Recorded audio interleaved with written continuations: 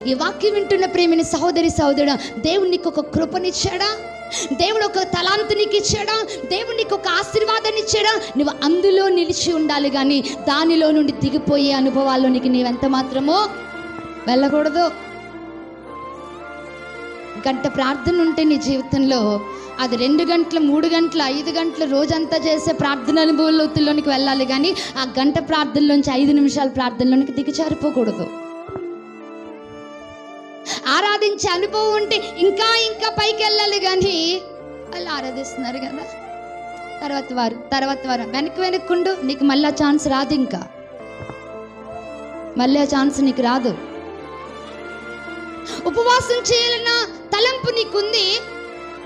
ఒకప్పుడు 5 రోజులు, ఒకప్పుడు 10 రోజులు, ఒకప్పుడు 7 రోజులు, ఒకప్పుడు 20 రోజులు, ఒకప్పుడు 40 రోజులు చేసిన అనుభవం.